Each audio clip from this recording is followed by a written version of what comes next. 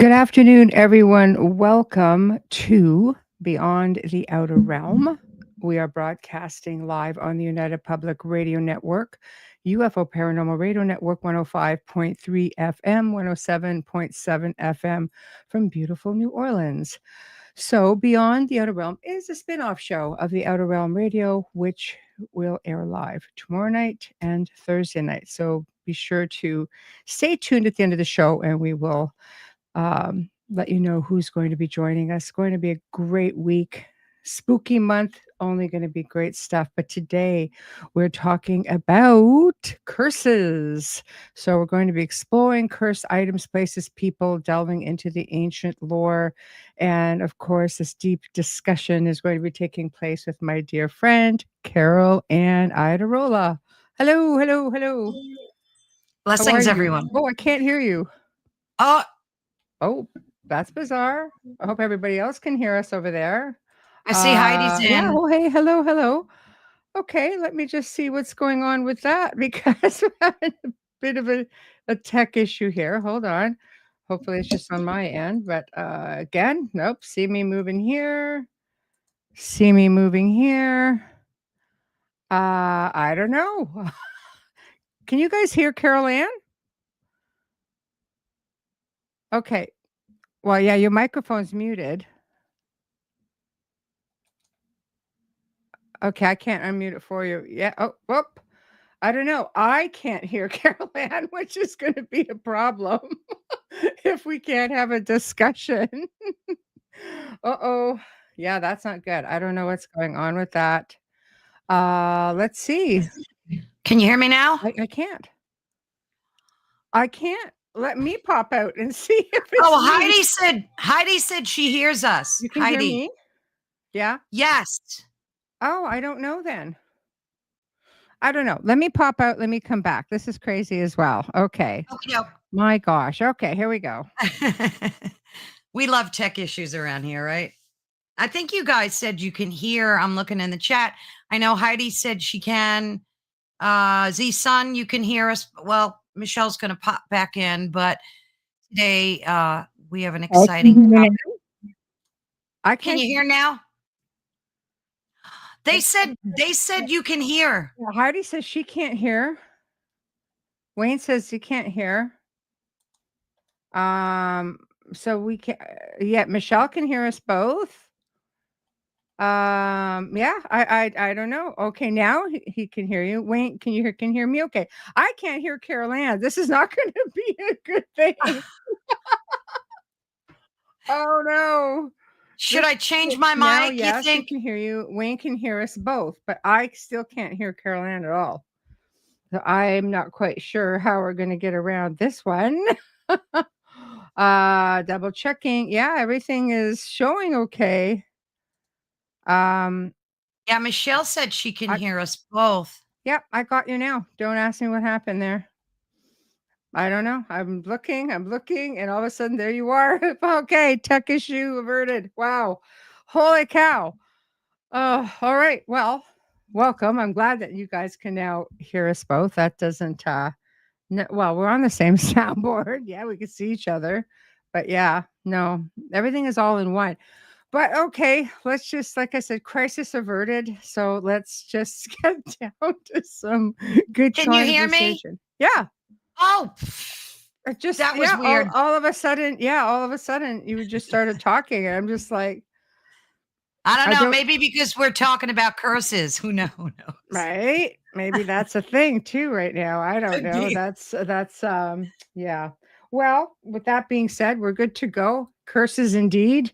Curses indeed. 'Tis the season anyway, spooky month. But thank you for joining me for a little parlay. Oh my God. I love joining you. Well, thank you. I love having you on. It's always nice. Curses. Yeah. You hear about curses. This has been something ongoing for centuries, right? I go back to the, we should probably start with, where does this all come from? I mean, as long as humankind has had beliefs in gods and magic and supernatural spells, curses have been a part of that culture. The practices became very much part of human nature, which is kind of weird, but continues to this very day. I actually still get messages from people who'll say, somebody's put a hex or a curse on me. Can you help? It's just like, wow, it's interesting to still get comments about that, like even now. But let's look at the definition. Okay, a curse, a series of words or actions calling for harm or misfortune to come to Mm-hmm. someone or something. In other words, curses, hex, jinx, dark spells pretty much works, the same idea. So remember, curses and blessings can only work if there's a strong power behind the words that are used, a strong intention, but it also has to be, allegedly the person on the receiving end, you have to believe in it. I mean, I've had people say, "I've cursed this person," and other people like, "Nope, things are good at my end." So I don't know. So did you maybe a step was missed, or maybe it's just that the person doesn't put merit into it. I don't know. What are your thoughts? Yeah, I totally agree. And I noticed the past year or two, a lot of people, even on TV, are wearing these red like ropes Mhm, around their wrist. And mhm. sometimes they have an evil eye hanging from them, sometimes they don't. Yeah, And then yeah. supposedly, if it breaks, that means that someone cursed you or hexed you, and it this bracelet broke the hex. And I've been Oh, seeing a lot of them. yeah. Well, the evil eye is one that is it's a Turkish thing, I believe. And when I Yeah. was in Romania, there were there were things everywhere. Oh, Melissa. See, Melissa remembers. Remember when we were in Romania? Um, there was evil eye bracelets and emblems and pictures. You could buy everywhere. I remember buying a bunch of them and just handing them out as souvenirs. But I guess that was the thing of that year, Yeah. as far as tourism goes, that and gnomes. But anyway, I needed them just for evil eye against the gnome. Anyway, so wearing them all up my arm. Uh-huh. Yeah. Anyway, um, it is interesting though, isn't it? How we can look at a symbol and automatically put so much faith into a symbol, and just Absolutely. interesting As about the growing celebrities though. up, growing up, we had, especially the Italian half of my family, we were given horns to wear because these horns, Yeah. yeah, were big in Italian culture. And I remember, being a little kid and having this horn necklace because that was supposed to ward off, hexes and evil I wore one spells. too. Yeah, like Yeah, a did you? little gold horn. Yeah. Yeah, That's funny. I didn't realize at that point that's what it was used for. But yeah, like yeah, they was call it like the good luck horn. So I yeah, guess that would make sense. yeah. Wore this thing for years. Wait, that's what it was for? Jesus. Okay. Well, I might have explained a lot of things now. What So about rabbits? Rabbit's foot. Like I used to have a keychain with a rabbit's foot because that was supposed to ward off evil yeah, and the bring you same good luck. idea. Yeah, Yeah, the same idea. Hi, Julie. This I know it's crazy. Wayne says the power of intention. If someone puts a yeah, curse on you, but you are unaware of it, does it have any power? The cursor sends a message to the victim, and that's what invokes the belief in it. Possibly, yeah. Well, going back, I mean, to origins, ancient times, misfortunes, afflictions, the history, and cultures. I guess depends on you know which part of the world. hmm, But curses could be done like in rituals, writing them down, verbalizing them. The intention was consistently used to conjure, let's say, a supernatural power. In days of lore, curses were looked at as a powerful phenomenon, but considered to be the wrath of the gods or demons alike. So, but you had curses that could sometimes ward off people or evil from a place or person. I've seen that essentially they would serve as warnings Over time, curses were used to protect valuables and property. Medieval Catholic Church possessed many scrolls and books. Of course, they do. Use this tactic. Curses were written down. So would-be thieves or anyone who would consider defacing the books and penalties were very high. So they would just write them down. But a lot of this goes back to pre-Christian times. The books on it. I'm always fascinated by the Devil's Codex Bible. You ever heard of that one? Have you heard of the Devil's Codex? Yeah. So that's like a massive piece that was written by a monk, allegedly, who made a pact with the devil and said, it's said to be very cursed. It brings misfortune to anyone who possesses it. Archaeologists rather have found many pieces of evidence that suggest the use of curses and protection spells. See, a curse could also be a protection spell, just like what we're talking about, right? Just it could be anything. Absolutely. Yeah. There's several types, I think. With the first being malediction, which is spoken or a written wish. And then we have object curses, which we're all familiar with. And then what about generational family curses? And then we have the evil eye, which we just talked about. And then ritual hexes like voodoo, witchcraft, and then the self-fulfilling curse, which has like a psychological effect where belief in the curse causes the victim to act in a way to bring about the doom. And, they're very powerful. Yes. No, I agree. Like spells. Words are spell casting, pretty much, right? Right. So, you get the old love curse, the money curse. I know. Again, spells of sorts. So it's kind of like, does that count? I don't know. But I mean, back in the day, going back, I mean, I've read accounts into ancient lore all over the world where, some parts they would have like iron, they would like the horseshoe for protection against all kinds of stuff, like evil intentions or, and you could take the same thing, like we had from our other place, iron nails, and they say if you put those over windows or doors, it acts like the horseshoe. It would just keep evil from trying to enter the space. I used to send like tons of them, so I'd just send them off, to friends and but I made sure they were everywhere in the house. And I know that in buying this house, which used to belong to a Jewish couple, they had these little vials, right? And they would put those in on an angle. They still use them. They do. They're still widely. Oh, yeah. Yeah. Well, they were still on the house when we came in, and the realtor said, "Oh, I can remove them." And Wayne and I knew right away. Let's no, just leave them up. That's fine. The house has a beautiful energy, so something's working. But exactly. Just don't mess with it. Yeah, leave well enough alone. What about biblically? When was it Herod that put blood on the doors? I mean, that was kind of a hex or a curse or a spell of some sorts. So, like you said, this is so generational. There's one that creeps me out, though, and it's kind of newish for me. I have a quick video of it that I'd like to show. Absolutely. And this kind of bothered me because, especially during the pandemic, it was done a lot. Let me just get to the link. And it just like flipped me out when I saw that it was becoming like a thing.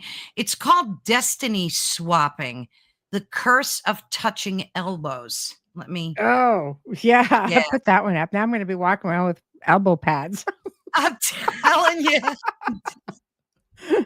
This kind of flipped me out. I don't know. We were doing it a lot. To boot. Oh, is the sound off? Wait a minute.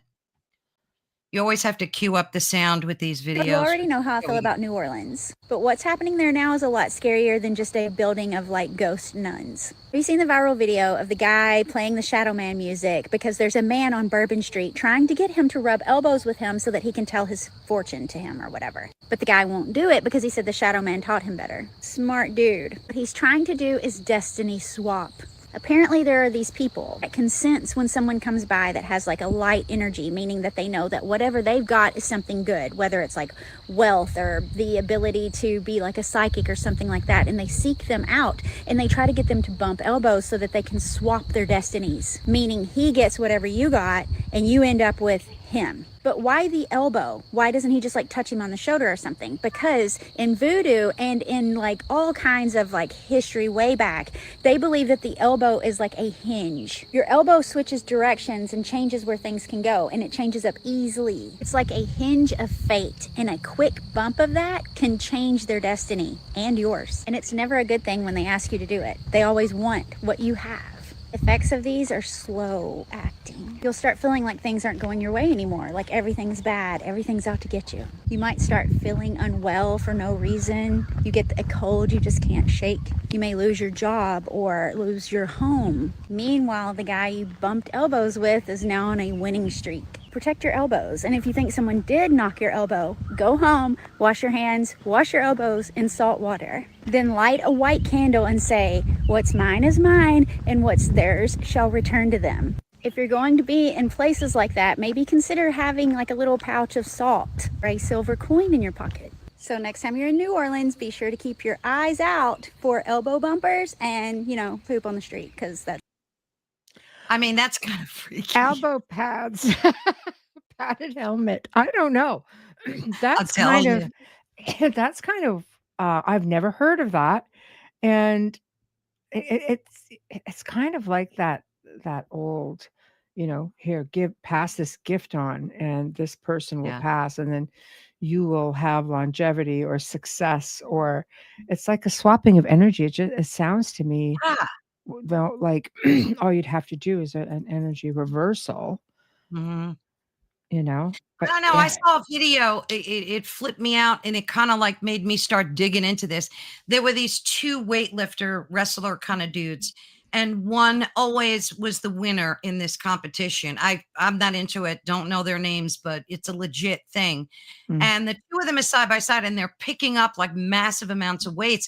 So before they began, one of them stuck his elbow out and to the other guy and insisted on bumping elbows. So he did it. And then the guy that always wins picked up the weight and he blew his back out and herniated his discs and had to quit wrestling. So I don't know. I Mhm. don't know. It just like, and we did that a lot during the pandemic. Remember? They were Mhm. doing it all over TV, like, don't put hands anymore, just bump elbows. Like, Lord knows what was going on. I know. Things are changing up all over the place without even knowing.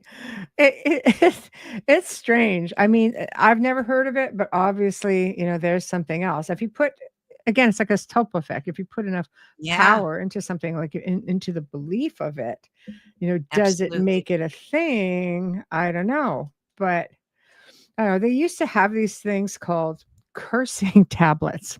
Oh, And nice. I know. In ancient pre-Christian times, the belief included light blessings, like of light, and curses.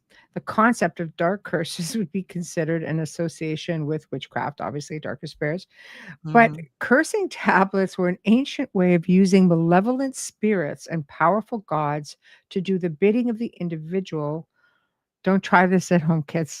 Just don't. Yeah, don't.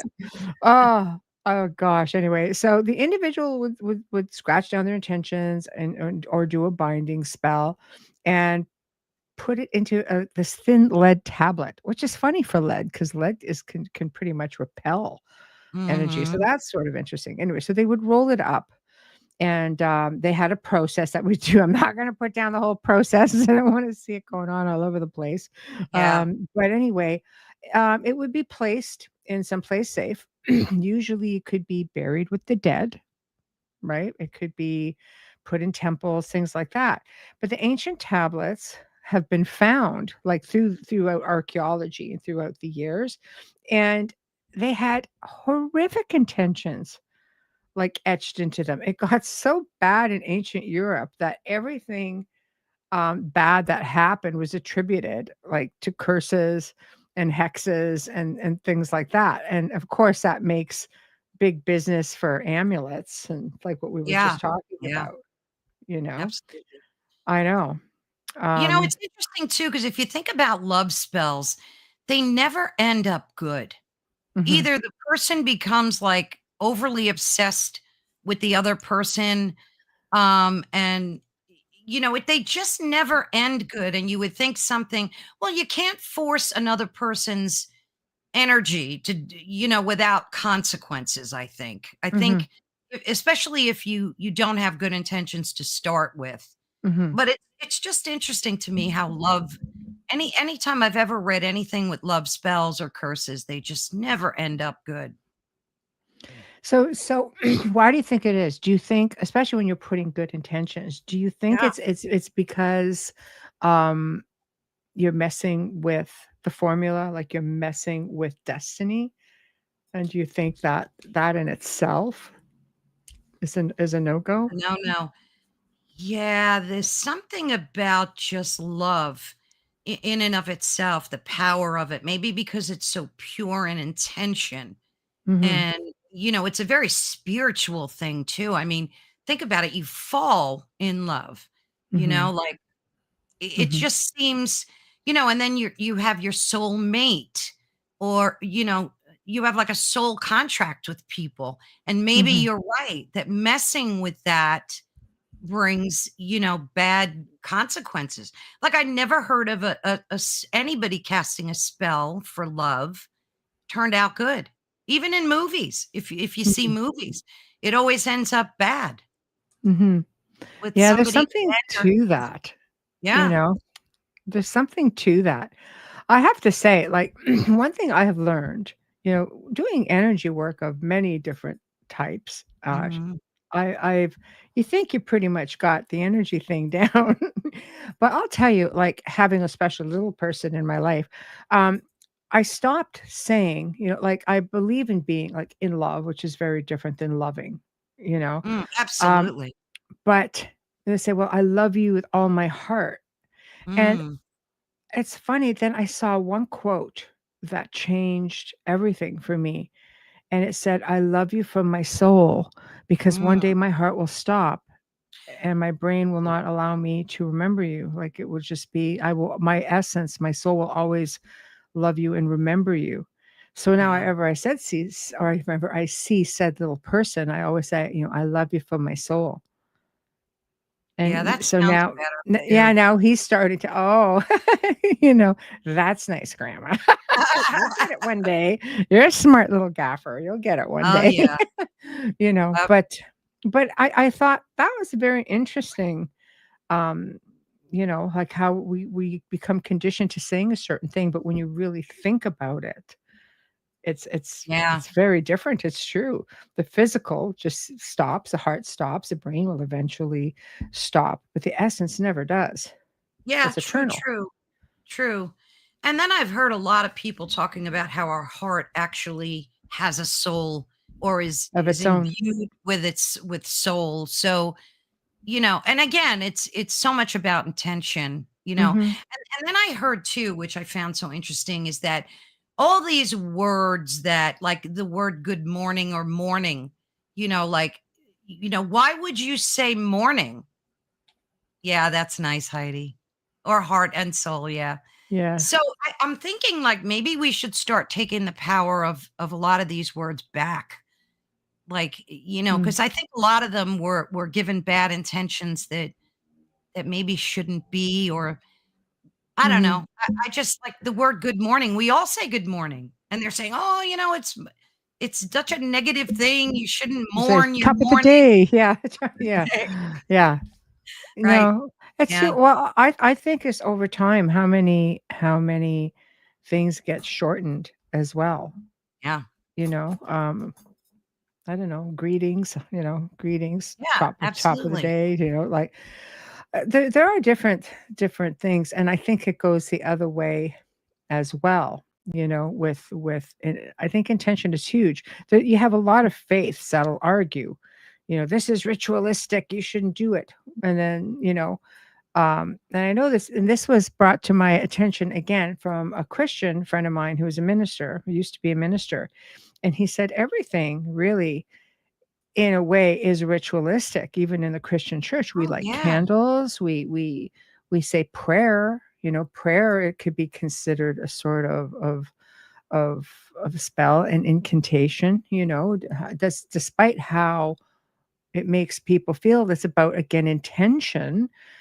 Saying something negative, to do harm. But if you're saying something out of Yeah. peace and love, it doesn't mean that it's not some kind of a, you know, like again, spell casting. It's just Absolutely. so I thought that was a very interesting point of view, because we light candles, we light incense, we Of clear course. our spaces, we do all kinds of things like that. So it's like, yeah, that's just true. Yeah. Then you get a lot of people that, they'll say, don't do, don't like involve yourself with anything ritualistic. And they're like staunch Christians or Catholics, but yet they're throwing salt over their shoulder when it spills on the table. When Mhm. someone says something and they go, God forbid, knock on wood, and you get a lot of people that are doing these ritualistic things Mm. that are supposed to be like staunch Christians or Catholics. And yet they're doing a lot of these pagan ritualistic Mhm. things. So, But a and lot of again, it stemmed from that. Every time the church right. would take over an area, or the Romans, or the Catholic Church would come in, the Christians, they would amalgamate some of the traditions from, the place that Absolutely. they merged them together, changed them. I think it Heresy. made for easier transitioning Yeah. of, Yeah. culturally speaking, by melding the two of them together. And over time it changed to where it either stopped or it continues on, Yeah. you Yeah. know? Absolutely. I have to Yeah, laugh because I think Carrie said, we're so confused. I know. Not wrong. Not wrong. Um, So true. We are so confused. Polly says people curse out of anger, meaning they didn't really mean it. Does the Mhm. intention of the curse still take effect? Well, I think if you put a lot of power behind words and you're angry, there's a lot of intention that Oh, yeah. comes out of something like that. Yeah. I think at that point it's important to take that right back, you know.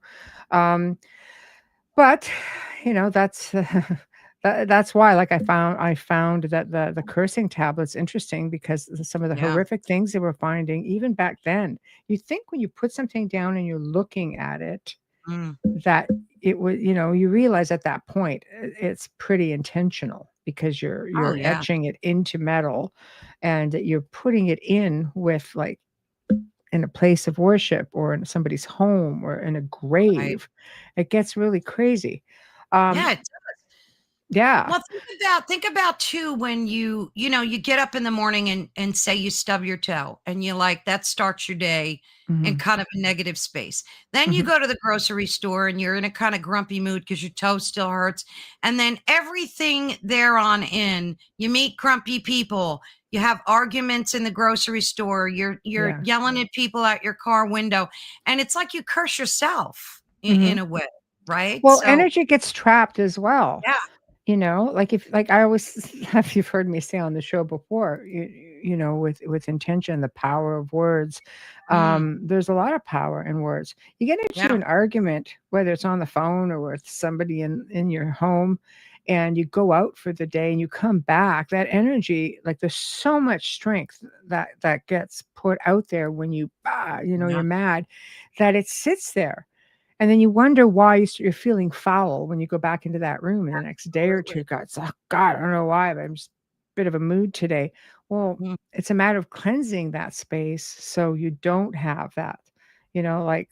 I love incense, so I burn. I would love to. I used to burn a lot more. Um, Babysitting a parrot right now, they don't mix very well, but you know, but anointing candles or just spray Yeah. or oils. I use a lot of oils just to be able to get that to Clear. dissipate so you're not Yeah, affected by that energy, you know? absolutely. Yeah, I So, mean, look at sage, how popular that's become. yeah. And you can walk in a tobacco store and they've got sage at the counter. So it's Mhm. become a very mainstream thing for folks to do to sage your Mhm. space, right? Oh, there's I don't there's know. tons of different things that you can Yeah. use. Go ahead. Go ahead. So I wanted to also talk about cursed items that bring luck to people, or have brought luck to people. Okay. Um, You do so those and I'll do the other side. oh, okay.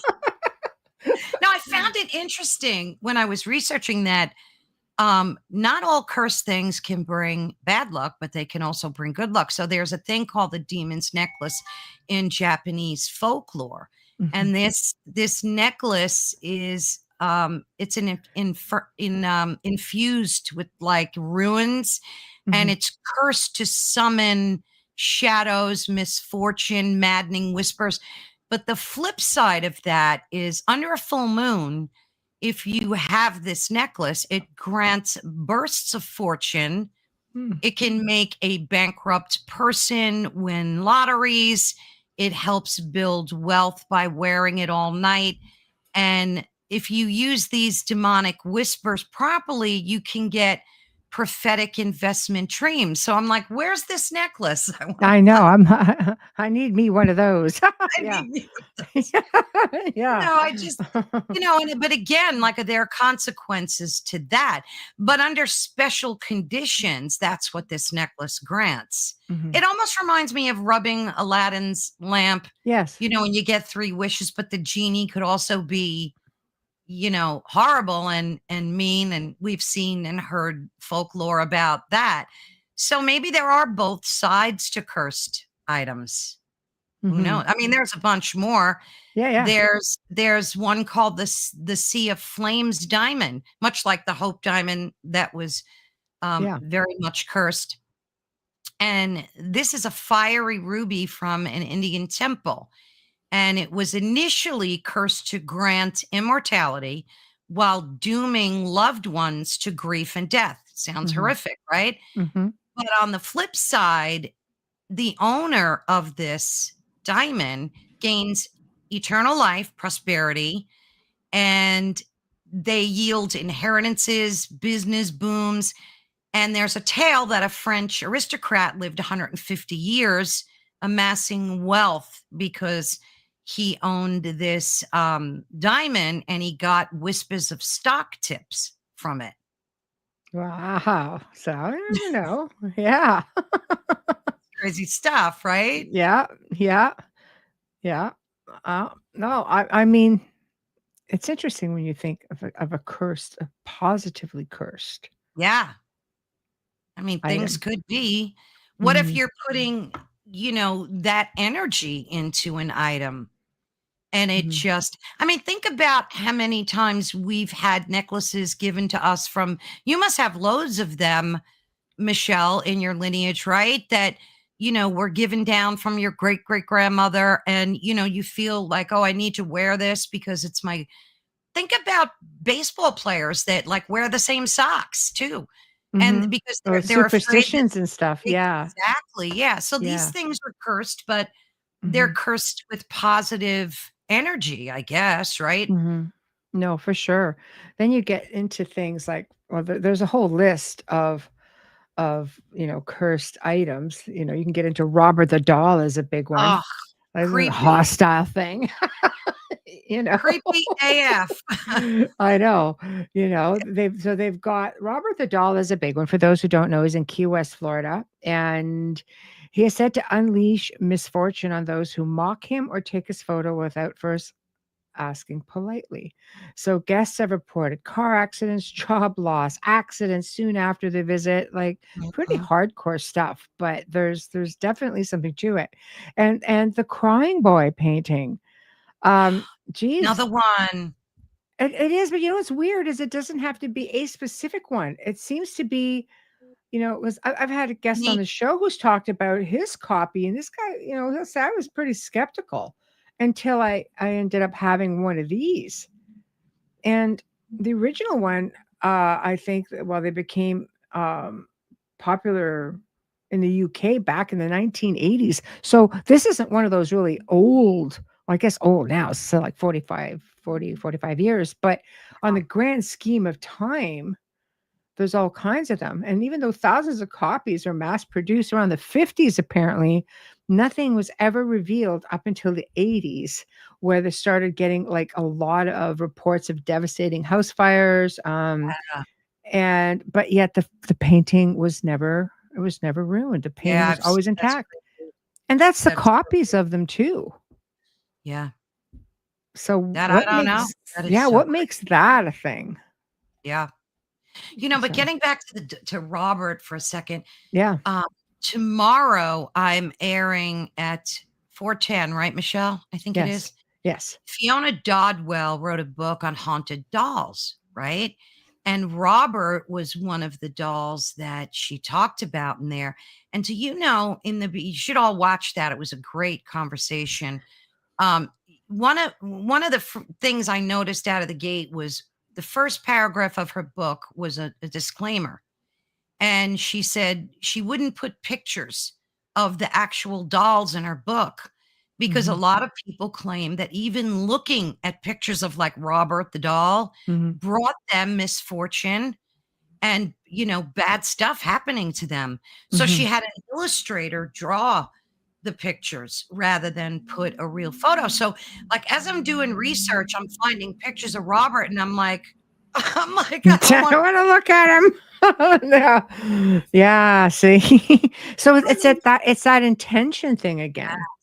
Yes. Where you're thinking about it. And I mean, he looks like poor guy looks like he has seen, better days. But I always laugh because I saw, an episode of like a spin-off of the Osbournes where Jack and Ozzy went on the road just, having different father-son experiences. And they go and they see Robert the doll and Jack buys this little toy one. And Ozzy, the whole time, you'd see this. He was always flinging it out of the way, hiding it, trying to ditch it out the window, and of course, it always found its way back. Jack would find it, put it back out, and they would show Ozzy's like boop boop boop zeroing in on this doll. He hated it, but it has that feel to it. You just got to look at him, Yeah. like, No, it's true. I mean, think yeah, about Ouija boards too. Like, yeah. I remember, I think I was about I've known 12. some crazy ones. Yep. Yeah. Mm. I think I was about 12 when I bought my first Ouija board. And I Mhm. remember playing with it alone in my bedroom, and I got really creeped out by it. So I Mhm. took it and I threw it in Brooklyn back then.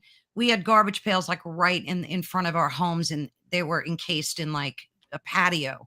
Yeah. And I threw it in. I didn't tell my mother. I just threw it out. I was just creeped out by it. And then the next day, I went back in my bedroom and the Ouija board was back in. True story, folks. The Ouija board was back in my bedroom. So I went to my mother and I'm like, Ma, why did you bring the Ouija board back in? She said, I didn't bring that thing back in. So I'm like, how did that happen? I mean, these Something things, did. Yeah.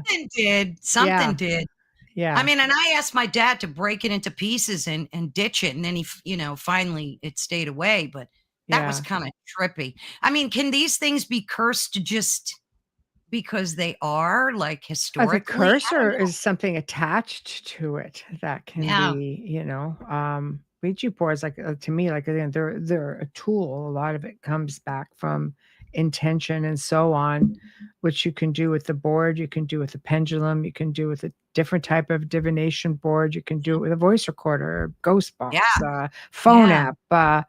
I mean, I think the idea is when you're inviting communication, it's the method being just a tool. Right.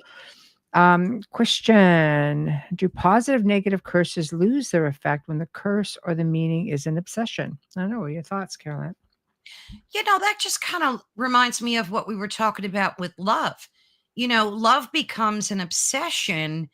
And I think that's part and parcel of why it never turns out good.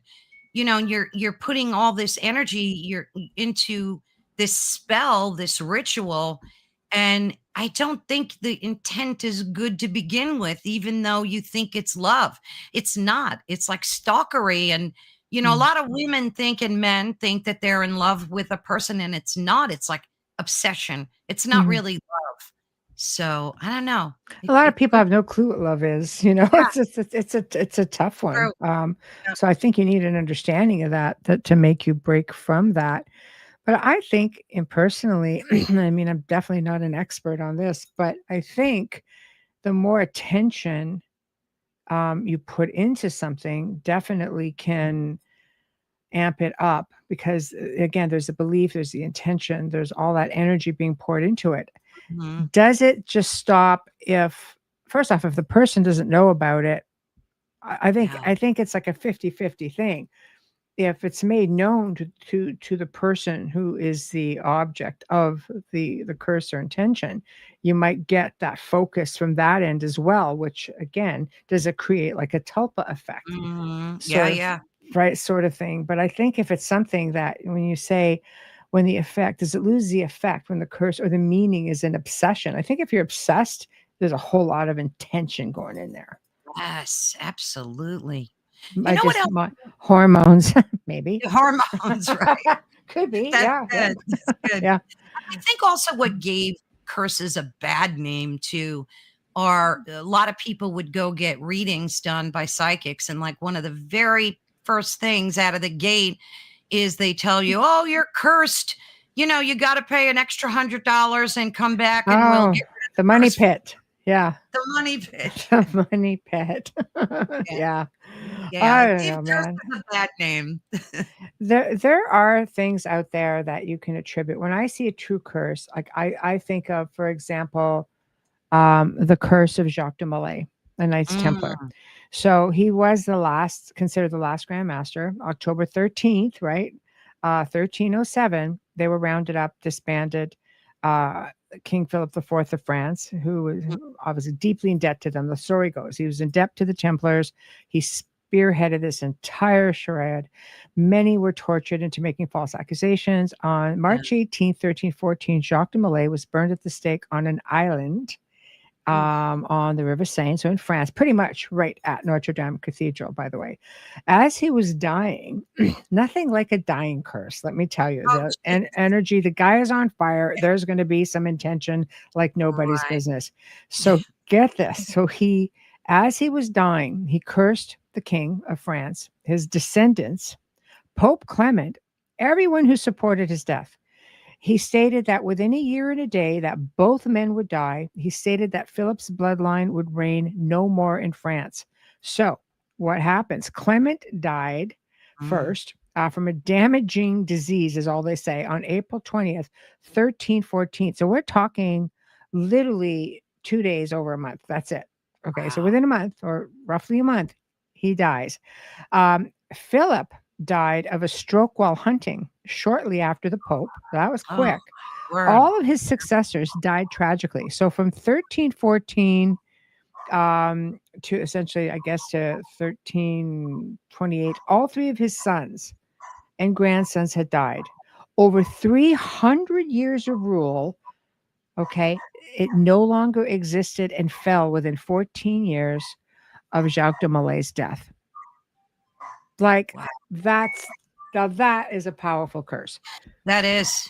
That is. I mean, right? that's a lot of things to curse while you're getting torched, but I would imagine, like you said, all the energy put into that. And then he probably screamed it out loud so everybody heard it too. And I mean, it's the same thing with the curse on Tutankhamun's tomb, right? How Mhm. many people died with Carter on that one? Oh, That was I another, that I one's mean, very historical. when I was in Egypt, it was interesting to me because if you asked, you know, um, like I'd hired guides and stuff. When you Mhm. asked the older generation about the curse of Yeah. Tutankhamun, they were all about it. Like, oh yeah, you could be careful. There's an inscription over here, and you be very careful, Whereas the younger generation, like my younger guy looked at me and goes, well, because the older people, the older generation want you to be, they really believe it, like they're hardcore believers in the Right. superstition of it all. He goes, realistically, he goes, you try opening a tomb that's thousands of years old and see how you're going to feel if, when the air is so stagnant and people Right. are going in, they didn't mask up, they didn't do anything. So I think you have to look at the logical side of things. But again, who knows? I go back into, ancient lore Yeah. and going back to the old mystery schools and everything else, did they know to put something in the air? I would just like, Yeah. throw powder down or something like that, or rituals or things like that. So was it a curse through a ritual? I guess anything is possible. We weren't there. We don't know. I try to look at the logical side of things like that. Like Carrie says, lots of mold in those tombs for sure. Yeah. And you're digging through artifacts that have been there. Like, first of all, just trying to find a tomb like that. The Oh, fact yeah. that Ramses the First had his tomb blocking this one, and that one kind of got not just ransacked, but I mean, over time, just the rubble and everything that ended up in it. They would have had to dig through that, and then Mm, in and yeah. around to get to Tutankhamun's, and everything Crazy. just sitting there stagnant for all that time. It's just, I imagine it was loaded with different, Yeah, it could different things be. that can make you I sick. mean, it didn't stop the Tomb Raiders. Like they didn't really give a hoot too much. They Well, kept they raiding. did it well because they did it like, yeah, that's right. Like immediately, which tells me it's like it could be like a time thing, just through Yeah, humidity yeah, or things yeah. like that, right? So heck, even the Absolutely. priests went in there and rounded up all kinds of Mhm. of mummies throughout the Valley of the Kings. So the fact that Tutankhamun was there, and and once they got hold of him, what else are you unleashing? Like just Exactly. with odor and things like that. So just being trying to look at the logical flip side of the curse, only because Yeah. I had an experience with them, with the different belief systems, and the age gap, and the younger people were just didn't buy it, and the older generation were all about it. So Yeah. stories that get passed down, I always find really fascinating, Oh, you yeah. know. But then you can get Well, into, there's there's so there many is. different things. Where do you want to go next?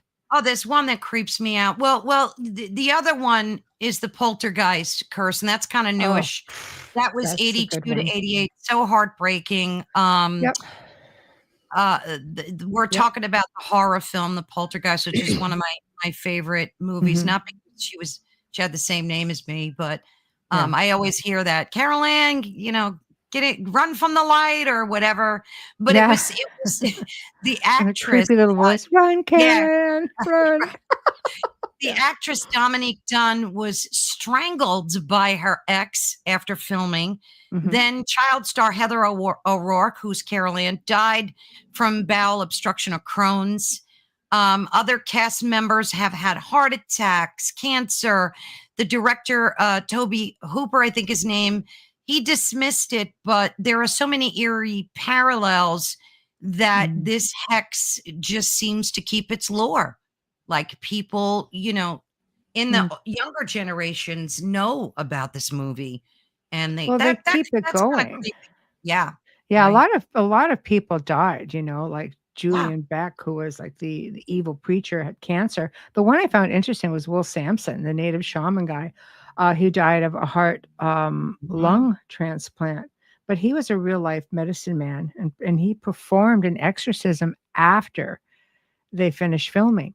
And never mind that they were Crazy. using real human skeletons as Is that props. true? Because I heard that. Oh, Apparently that's it's a thing. So imagine you're swimming in the water with, I yeah. imagine they're clean and so on. They're just, but Still, still, still. there's definitely some stuff there. Um, they said when they I had heard a story way back when they started filming the very first Amityville Horror. And apparently they were on a set or a different house. Apparently they never filmed, according to the literature that was available back then. They did Mhm. not film in the actual house. So they still had all kinds of things happening to them. Things were malfunctioning on the set. They were Mhm. still having like experiences. I think somebody said he was pushed anyway, like hurt a knee or an ankle, broke it, something. I Mm. vaguely remember it. But even back then, there was the haunted set or the cursed set, the curse of the Amityville horror, that sort of Yeah. thing. I mean, I think you do, certain types of movies. This leaves it open. But the Poltergeist movie curse is one that really went on for quite a while. And there's Mhm. a lot of stuff behind that you can't really go talk too much about. But it's pretty sad when Yeah. you think Yeah. about it. But it's not Yeah. the same one. I mean, I think didn't the Twilight Zone have some kind of curse attached to it, especially after what was his last name? Vic something or other was he beheaded Oh, by the helicopter right. with the two children? Oh gosh, yeah. I heard Yeah. about Yeah, that was a forgot thing as about well. that. Yeah, there was all kinds of different things, Yeah. based with that. Have you heard of the curse of the phone number, the Bulgarian phone number, which is 0888 No, good No? Lord, what is that? It was when Joe and I did a show on the Gray Zone. I just dug really deep into different things, and this one kept coming up. So what it is the story. It's a Bulgarian phone number. First owner of this was a man named Vladimir Grashnov. He was a CEO of the issuing company at the time, which was Mobitel. He died of cancer and was rumored to have been caused. It was caused by a business rival using radioactive poison. Oh, So jeez. yeah. So the next owner, because you know how they just recycle numbers, right? So the next owner was a mafia individual, the mafia, Konstantin Dimitrov, who was killed by an assassin in the Netherlands in 2003. The third person, believed to be the last owner, was Konstantin Diashlev, who was killed in Bulgaria 2005 outside a restaurant. He was a cocaine trafficker. His Mm. case is actually still open. But in 2005, Mobitel suspended the number and refuses to comment on it. So anyone who dials it hears the same message: outside What? network coverage is what the message says. Outside network coverage. As of 2016, which was, I haven't found anything since, but be honest, I've really dug too deep on it since there. But it's believed until current times with researched information, no one else has had this number since 2005. But if you call it, apparently it says outside network coverage if you call it and you're in the area. So how did that number get cursed? Was it the We had 3 people who had it die. Oh, Yeah, they were all like again, assassinated. The first guy was, I mean, logical. It was cancer, okay, but the way it was said to have been caused by radioactive poison, and the other 2, I mean, were basically gunned down or assassinated. But it's just this mystery now that survives it. So I don't know. But it's interesting that it would say when you call it outside of network, coverage. It shouldn't have anything.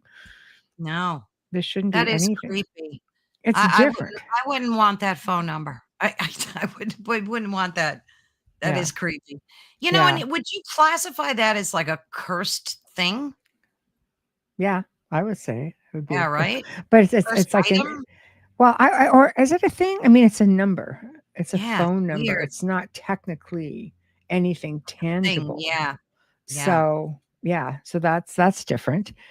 Um, Yeah. I don't know. Then you get into uh, curse, the curses of different places. Like I guess you could use Oak Island as an example. Mm, Much like the Tutankhamun thing, Oak Island. yeah. There was, the curse of Oak Island, which, allegedly states. Of course, there's been so many seasons of this thing now with nothing tangible, but the original information was essentially the stories that come out of there over the last 200 years. It was by word of mouth oral history, which goes back to the maybe Mhm. 1790 to like mid 1850s kind of thing. And allegedly a pirate treasure was the original story. Went on to believe it could have been Knights Templar, but holy relics, things like that. But the thing is, anyone who tried to find this treasure have died up until the Laguna brothers. But it Mhm. is said that it came into play roughly 100 years ago when 6 men died attempting to find the money. And the curse states that 7 men would die before the treasure could be found. So when you start getting into all of this, and of course we know the story after seeing the series, but it's kind of like jeepers. But it's rough terrain back in the day trying Yeah. to dig through this and having cave-ins and things like that. Maybe that's why. And no one has since because of technology being able to use equipment that is going to make your Mhm. job a lot easier. No, I think there could be definitely a cursed place. It doesn't seem to stop the owners of Oak Island, though. I mean, they're very successful with their show, and they're Mhm. always finding old relics and ancient items on there. Lots of wood. Lots of wood, yeah. I mean, the land could. What about cursed land? I mean, geez, right? There's a lot of that. They have Cursed that. properties. I mean, Yes. jeez. Well, that could be, that could be partially what this is. If you're getting Yeah, into old burial grounds and things of that nature, right. for example, by the Native American, the indigenous people, Aboriginal Exactly. people around the world will say, come through this land, you will be cursed, by the spirit of the ancestors. And you hear about that, like, it's a story that gets told and retold from many different parts of the world. If you do your research, you'll find tons of it, you know? I mean, I've even heard of cursed trains. So Yes. right? So, Yeah. the thing that creeps me out, I think the most is cursed items. So like you got that creepy Dubix box. Oh, the Dybbuk box. Oh, Yeah. the Dybbuk, Yeah. that thing, Yeah. I don't even like watching it on when I watch spooky shows because it's this small wooden like cabinet, I guess, right? Yeah. It's Yeah. got this malevolent Jewish, which I guess is called the Dubik from the Holocaust. Mhm. And there are previous owners that have suffered gravely from opening them or owning them. They've had Mhm. nightmares, hives, strokes, just global misfortunes. And I don't know. I wouldn't want to touch or be in the same room with one of them things. I I I just No, would. there's a lot of YouTube clips on there where people, claim to have them, and they end up having all of the stuff going on. Yeah, If you think about it, when they're putting these things together, if they're cursing the box, is exactly. it because of what they're trying to put in there? I don't think they're just creating it for, just for fun. I think that they create these things, um, like to trap a spirit. Yeah, So exactly. so if they're trapping a spirit, which is supposed to be from Jewish folklore, right? Right. So if they're putting in a dark force or a malicious spirit, I mean, they're putting different things in there to contain it. Is it curse, or is it something that would be considered a haunted object because there's a dark spirit in it? Like, Yeah. you know, And then you're opening it and letting the damn thing out. Like, yeah. Well, I I mean, some people are, yeah, I mean, maybe they're fine if it's initially just left alone, well, if you look but at Post Malone, who's a very famous musician, mhm, singer, he went on Zach's show and they did this Dubix box thing, and mhm, he had a near miss plane crash. He had a car accident yeah, and a series of other misfortunes from being mhm, in the same room with this box. So mhm. I don't know. Maybe it's both a cursed item and a haunted. I mean, I mean, it's could be something you both. just don't mess with. I mean, it's Yeah. it's interesting because I've done investigations and like I said, over a couple of decades where people have brought in their members of faith. I had a priest on site a couple of times. I've had one I found super interesting was a rabbi who was just completely fascinated with the investigation because a Jewish family had brought me in, and they were They were a very influential family in the city that they lived in. Like, they owned probably 100 apartment buildings. I mean, Mm, everything had to be done in a certain way and kept very, very quiet. And they asked their rabbi had asked, he goes, "I would just love to participate in something like this." And I thought, amazing, because I will learn, their point of view. And that sure. rabbi, he was so much fun. He was so open-minded and taught so much. He just said, we hit a certain age and then information is given and people have no idea. Like, even our people, like, once you turn 50 or something, 55, it goes, then it's like a ritualistic thing, like, where we give out more information that once you know it, you can't unknow it. And it has Mm. terrified people because there's Oh, so much within the history of everything. And at the time, I didn't know much about the Dybbuk box. So, because I would have asked about that in a heartbeat. But he said, like, they do certain things to be able to trap, evil spirits oh, and things sure. like that. This case, it was just like, I don't usually do um cases. I hate calling them cases, but hauntings that are, human related sort of thing, because there's so many people that can do them, but a lot of people don't like to get into darker things. Mm. And so you just work with that.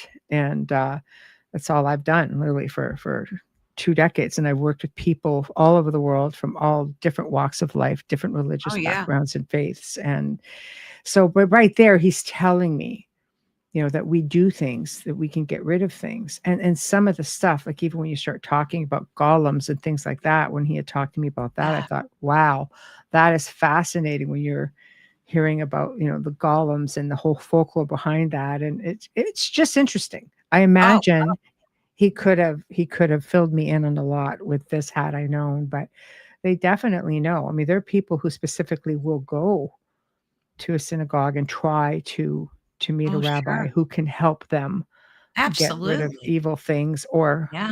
curses and things like that. I mean, look So at haunted furniture too. Like, I saw heard a story about, somebody bought a vanity that from an antique shop, and mm, it was just terribly cursed, and it was given from, like, mother to daughter because she mhm. didn't know that it was coming from this vanity. I mean, when you've got a lot of antiques, gosh, in your world, do you use, like, when you see an item, are you using, like, your intuition or your energy to tap into it to make sure that it's not has a spirit attached to it, or, like, what's that like for you? Well, usually, I mean, you don't always catch it right away. That's the thing. So I try to make sure that, you can do binding and things like that. You could Mhm. do clearings on them. I like to just give a generic clearing anyway, just from the energy, Yeah, yeah. past energy. But I mean, you can get energies even from people who have constructed them, like, who've made them. Yeah. Like, Oh, there's a that's lot so with that. It's true. not doesn't make it malevolent energy. It just means that you can pick up on residual, even Sure. leftover energy. I've had, I buy, like, old pieces that come from many different parts of the world. Some of them are, probably 2, 300, 400. Like, you have had pieces in my possession going back to the late 1600s, early Wow. 1700s. And, Yeah. there, so you can imagine the people that handle these pieces over time, there's going to definitely be some energy left over. Isn't that Or, the stone tape theory where yeah, things, yeah, yeah, yeah, yeah. exactly. Mm. And for the most part, none of it bothers me. Sometimes I like to catch that residual energy. It just, you can tap into that a little bit and you get an idea, a sense of, boy, this was really a loved piece, Yeah. or boy, person making this might have had a bad day or something like that, depending on the era. Because once it's changed hands so many times, the energy just changes. There's, Dissipates. Yeah, yeah. yeah, exactly. Wayne, you seriously want to continue haunting my new purchase? Well, not necessarily. Sometimes it can be a good haunting as well. Um, Carrie says, my friend told me her ex trapped her parents in a jar. Gosh, Oh, jeez. I was only to remove them. I asked permission. Her parents were peeved off that he trapped them. If that was me, I would want someone to release me over. Well, for sure. For sure. For sure. That's, again, like that's who does that. Says a lot about an individual, but no, that can be trapped in the jar. You can. I mean, if you knew That's what you were awful. doing, you could definitely do a release on that. Our curse is generational. What do you think, Carol? I definitely think they can be big time, Mhm. especially when the stories are so imbued in a family's tradition and they're just passed down. Like my Irish grandmother, loved her to death, but she was notorious for doing that crap to us. She was always telling us these, tales and things that were generational. And, you grow up with that. And, like, of course, I told them to my kids. Yeah. So whether it's a curse or just a tradition, I definitely think they could be generational. Mhm. I think so as well. I've had people approach me and say, I feel like I've had, Yeah. a curse on our family. It seems to go back a long ways because they'll hear stories from their grandparents, parents, great Yeah, grandparents, exactly. you know. So yeah, I guess they're out there, and it's not something. I mean, some people don't even know. So unless True. you go to a medium or you get some kind of a regression done or hypnosis done, like I don't really know how you would ever really know. And meanwhile, you wonder why everything in your life is just going a certain way. Well, yeah, I was just gonna say that. Maybe it's like just an intuition. Maybe that's why people are wearing so many of these red bracelets that I'm seeing, Mm, and it's funny because, like, I could just be shopping and I'll just be glancing around and I see people with these cords just mhm, more and more and more. So maybe people are just feeling it by intuition that mhm, something is just not right, mhm. No, could be. I agree. I think it takes whatever if it makes you believe that Yeah. it's helping you. But I mean, you would have to believe in the first place that the possibility of being cursed is a thing. You have to put merit into that. If there's a Yeah. pile of people within a certain industry wearing them, I'd have to look at them and say, why? Why do you all think that this is going to Right. turn badly for you? Yeah. The evil eye is on you. Yeah, possible. It's possible. And Yeah. when you factor in, that's a whole other show. But definitely, when you're looking at the entertainment industry, Oh, you would yeah. have to look at that and say, there's a lot going on there, right? A I mean, lot what going on about there. what about James Dean and his Porsche, right? That, Yeah. there's this whole urban legend attached to that. Hmm. The person I think that bought it after him broke a leg, then Hmm. some doctor died in a car wreck, and some thief perished in flames, and just everybody that owned it or had anything to do with it, even parts of it that were used for other cars were said to be cursed. So, Hmm. Hmm. crazy stuff. Yeah, I mean Yeah. there's a lot of stories like that. That's probably one of the most famous Yeah. for that sort of thing, But again, how did it get there in the first place? Right. I wonder if his death caused it, though. Such a tragic death. I don't know. Like some kind of event eh, can Is it? trigger, I think. I mean, I think so as well. But then if you start getting into the ritualistic stuff that goes on behind the scenes for some of these people to maybe achieve the level of fame that they were Yeah. looking at. Maybe when your time is up, it's up. That's it. Yeah. That I mean, paid. look at 9/11, right? When the towers went down, they didn't rebuild on the two spots. Instead, there's two memorials there, which I always found to be very creepy. They have the two exact squares turned into like memorial fountains, but they would never build over them again. Mhm. Do they think they're cursed? like I don't know, like we're still doing that.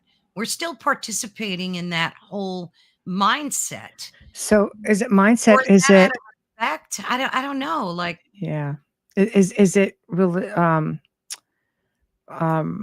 religious conditioning, you know, like, because many cultures and their belief systems will say, okay, like if this happens, then this is the consequence, you know. right. We're all, when I say conditioning, I don't mean that disrespectfully. I mean, our Yeah, yeah. parents, they learn the same thing, we come in, we're taught the same thing, we teach our children, you know. Sometimes that there's a break in all of that, but you know, they'll switch gears. But if that's, you know, there are cultures from around the world that have very strong belief systems, and they're Oh very, yeah. very spiritual and very, um, you know, strong beliefs, Yeah, I strong mean, faith. every religion has its mores and values that you know, you but it's so funny because like and I was talking about that before, the hypocrisy of it. So, you know, they'll tell you not to practice these things, but yet they're doing it just in another Hmm. fashion. But I Hmm. just found it so interesting how, you know, like culturally, even in this day and age, we're still practicing a lot of these superstitions Hmm. and you know, and that's why I just Yes. thought it Yeah. was odd with nine Yeah. 11 that they wouldn't rebuild right over that Yeah. same spot. But I think maybe with that, as you're looking at it like a gravesite, I think it's like trying to raise the Titanic, you know, or some of these Mm. wrecks. They're grave sites as well. You know, We it'd don't be very stop. hard to Like, go in there and, I you don't know. know. We're so, I mean, it's almost like you see a car accident on the highway and you have to stop and look, you know, and Mm, people just yes. do by nature, you know, Yeah. everybody wants to like peek through their fingers and look Yes. at these things, you know, Yes. it's, No, it's true. It's true. It's definitely human nature, yeah. you know, to do that. Um, there's a place, it's called the Alloa Tower in Scotland. Ron, Scotland, maybe you know what this place is.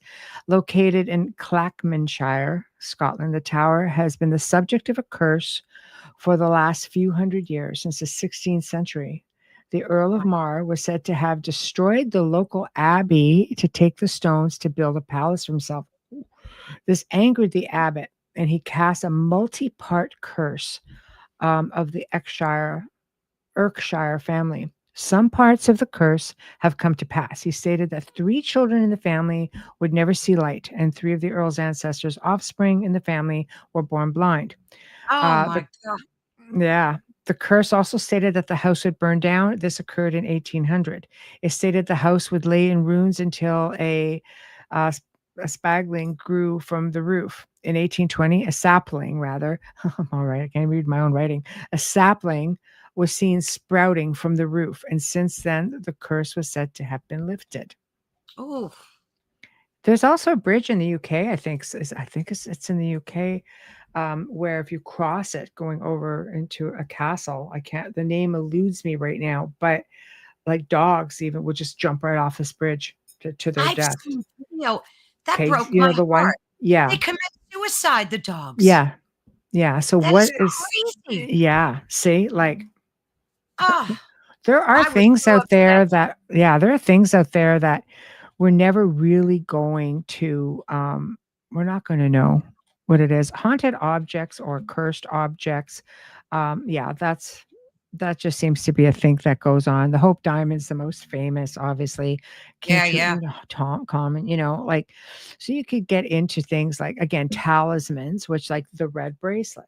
And Wayne makes a good point. Okay, so who benefits from the red, making and selling the red bracelets? Right, right. You know, does it have to be a specific one, or can people just put a little red twine around there, like a Yeah, symbol, maybe a symbol, just symbolize that, you know? But I mean, talismans and amulets pretty much work the same. Lucky Charms, you know, not for what cereal. about mirrors? You did a show on mirrors recently. Yeah. There's a mirror called the Myrtle's Plantation mirror, Yeah. that trapped, spirits of, poisoned a poisoned owner, Yeah. and that she put a like a hex on that, and Yeah. now this mirror reflects ghostly faces. It induces sickness. Mhm. I mean, it's crazy. This mirrors are big time, right? Cursed Yeah. or Oh boy, medicine. that show on Mirrors could have went on for Oh, it was another so hour good. or two easily, you Yeah. know? There's definitely something to mirrors that, they can trap energy very easily. This is an ancient belief as well. It's just anything that I've read, it's something that a lot of ancient cultures have believed in, that, cover the mirrors if somebody dies, or, again, don't face them together, or, use them for scrying. They've been used for divination for like Yeah. centuries at least, if not, you know, um, thousands of years with oracles, just using like obsidian glass, like black shiny obsidian. Like this is pretty much where the whole object of the black modern day black mirror comes from. Like so, this is not new. It's not new stuff. I guess it Yeah. goes with again ancient beliefs. Carrie, so I thought they were for the Kabbalah connected stuff. Oh, the Yeah, red bracelets. yeah. I mean, that's might have originated from there, and then popular culture now, just like I Just wear said, them for every, protection. Yeah. yeah, yeah, Yeah, there. That's all out there, to be found for sure. yeah, So yeah. curse removal, 'cause we're coming down to the last 15 minutes. Oh, Curse gee, that went removal. fast. It does. Well, we had like 5 minutes of tech issues, but Yeah, you know, right.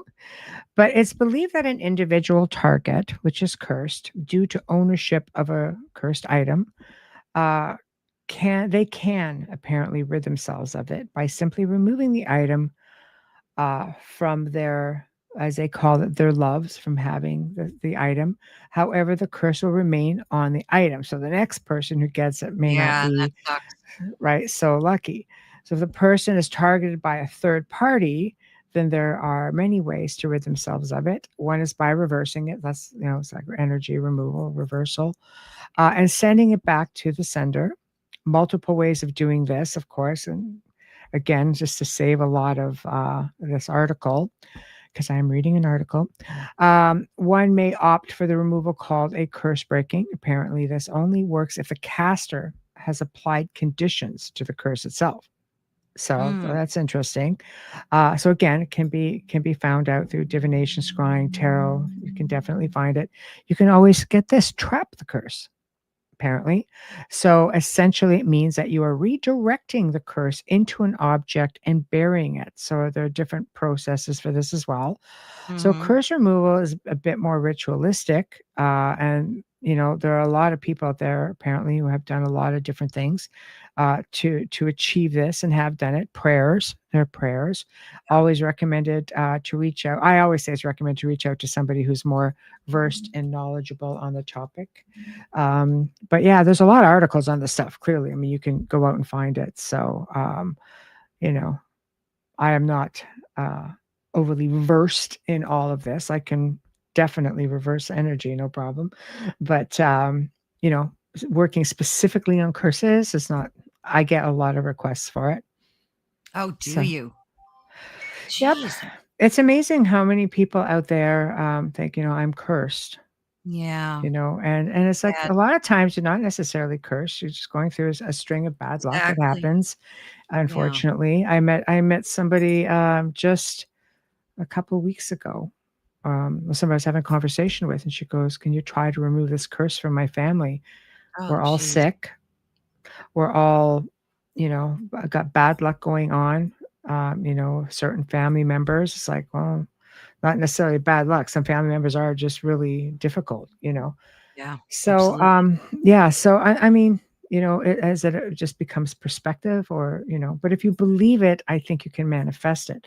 But that's like anything. It's not just in the world of curses and hexes. Is that, Sure. you can, the power, like we are powerful beings Oh, and we God. can manifest a lot of things. And there's a lot of, misinformation being floated around out there, and a lot of it's for profit. And so it's just like they say, there's certain industries out there that they're not there to help you. They're there to keep the money machine going. That's probably all I could say on that one. Um, she goes, here we use the red bracelets. The knots are the key, as well as the all seeing eye, the all seeing hand, and all of them are for protection. Yeah. Yeah. Yeah. I've got some of both actually. I am wearing one right now. I don't Yeah. know if you can see this, my little all seeing hand. See? So with my obsidian. So I do truly, well, plus I really love the bracelet. So, but I came back, I'm telling you, I came back from Romania with probably 15 of those darn bracelets. I just passed them around. They're great for souvenirs, all with a good intention as well. Um, she said, yeah, we usually put the red bracelet on her baby's protection from the evil eye. Absolutely. Yeah. Yeah. Yeah. Yes. Thank you. Yeah. Yeah. I So, told you my culture did that with the horns. I yes. still have bracelets with horns and things. Yeah. And sometimes like it's funny because you could put one on and have a bad day and then you go, it's that damn bracelet. I'm taking it off. You kind of hex yourself. You really do. Yes. Well, you can. It's Yeah. like I You think a can. lot of it is really just I think a lot of it is awareness, and feeding into Yeah. things I think can become a really bad idea, you know. And Yeah. unfortunately, when you live in a world of constant media, you're seeing a lot of Exactly. this or verbally a lot of this. Yeah. It's easy to instill fear into people. We come from all walks of life. We all have different backgrounds. We all have different belief Right. systems, different education for the most part, different faiths, you know, and we're all trying to exist in one place. And a Yeah. lot of that clashes, you know, like I've worked Mm. with families again where, you know, the the wife has a certain background with her faith, and the husband has a different background, and Mhm. somewhere along the line we had to find a medium, like Mm. for real, but no, no, like a happy center Yeah. point to focus on, because it's important when you're dealing with a mindset. You want to be able to make a connection with both, Absolutely. you know. Yeah. So, Well, one of the things the media did that I didn't like with Charlie's passing is they're blasting this article about these Etsy witches that mm, put a curse on right, Charlie. mm, And they're making it like they're responsible, for his passing. And I don't know. You know how many times these witches have done things like that in the past and they never came to fruition? And then the one time, I mm, guess because the media propagates that yeah. information too. So I don't know. It does. You have to be so very careful. I mean, you have the power of intention on a mass scale. Exactly. We've seen what it does with tulpas and such. It's Exactly. easy to manifest energy, but I really think that people who have very strong faiths and such are not going to, you know, they're going to have an energy that's going to be so easy Right. to work with that, you know, And I love to Heidi's comment reach too. that. Yes. That she Go ahead, yeah, yeah, go great. ahead. Yeah. Is it bad that I refuse to believe in curses against me? My soul refuses to put energy into believing it. Yeah, manifestation for sure, especially from anyone online wanting money to remove it. Yeah, Exactly. that's a real big Perfect. one. That's Yep. a real big one, you know? Yeah.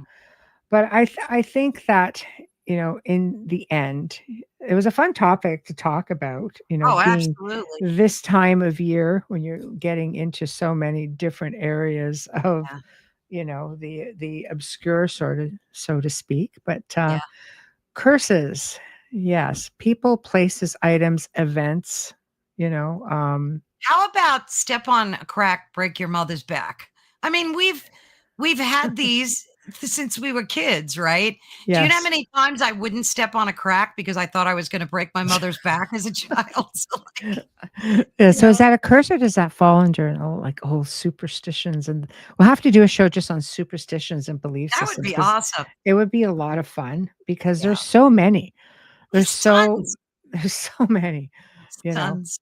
But Yeah. yeah, it was great, and I am so glad that you were able to join me, and uh, Oh, we could cover this and have some fun with it. And you guys in chat are always awesome, of course. yes. Um, So next week on Beyond the Outer Realm, Luke Eastwood returns, and we're going to be talking about his book just in time for Halloween, Samhain, The Roots of Halloween. That's As you know, great. it's going to be awesome. Tomorrow night on the Outer Realm, my friend Brian Baker from Superstitious Times is going to talk about his book called Eerie Whispers, Exploring Canada's Reluctant Relationship with Its Ghostly Lore. That is going to be a lot of fun. Thursday, brand new for the Outer Realm, and I have to say, I love this man, and he's also really dear friends with Ron Moorhead, who is also somebody I really admire and respect. So Daryl Denton, the Tennessee Bigfoot man, joins the show discussing his research and experiences with Bigfoot and Dogman within Land Between the Lakes, which is an area with a history of very aggressive encounters with both cryptids. So I know I've had so many requests for Land Between the Lakes, Dogman, Bigfoot, Land Between the Lakes. Well, Oh, this yeah. is Daryl's backyard. So this is where we're going with it. Gotta watch that. Gotta watch that. Oh my God, it's going to be great. And, hopefully working on some behind the scenes stuff with that too. So that might be really Oh, awesome. But I know, me, know a lot of people, a lot of great yeah. opportunities, and going to Yeah. run with that. So Yeah. anyway, everyone, thank you all. Thanks for spending, some time with us this afternoon and evening. If you're on the other side of the world, Ron, all the way from Scotland, thank you for joining us. Polly, thank you for joining us. All of you, thank you for joining us. And we'll see you tomorrow night on the Outer Realm.